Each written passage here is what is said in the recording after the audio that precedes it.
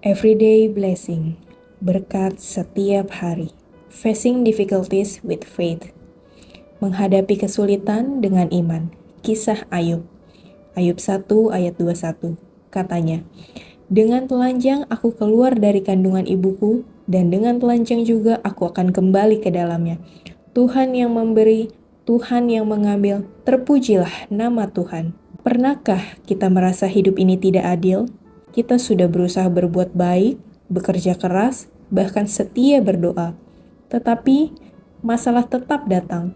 Dalam momen itu, kita bisa merasa lelah, kecewa, bahkan bertanya-tanya, mengapa Tuhan izinkan semua ini terjadi pada saya?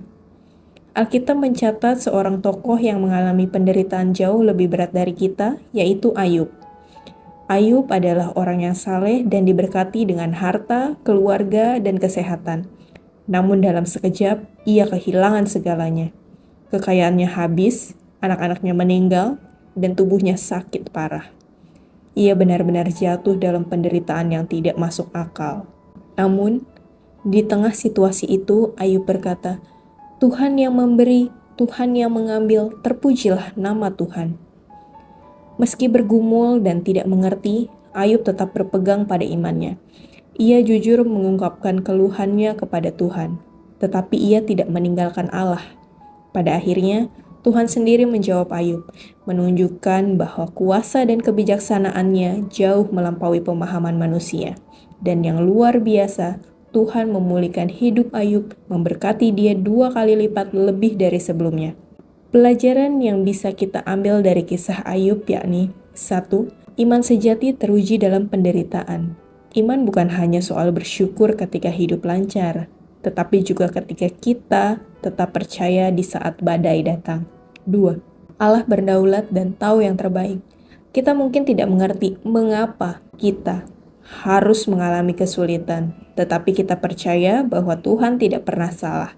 Ia selalu bekerja untuk kebaikan kita, bahkan melalui penderitaan. 3. Kesetiaan membawa pemulihan. Ayub tidak menyerah, ia tetap setia, dan Tuhan memulihkan hidupnya. Demikian juga kita, Tuhan tidak akan pernah meninggalkan anak-anaknya. Pertanyaannya untuk hari ini, apakah kita masih mau percaya kepada Tuhan meski doa kita belum dijawab? Bisakah kita berkata seperti Ayub, aku tahu penebusku hidup. Misi, melihat penderitaan bukan sebagai akhir, melainkan sebagai proses yang Tuhan pakai untuk membentuk iman kita menjadi lebih murni. Doa.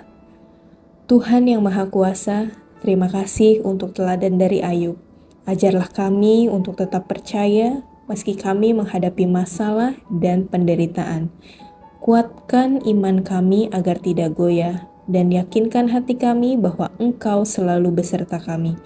Kami percaya bahwa Engkau selalu ada pemulihan dan pengharapan. Kami serahkan hidup dan masa depan kami ke dalam tangan-Mu. Dalam nama Yesus Kristus kami berdoa. Amin.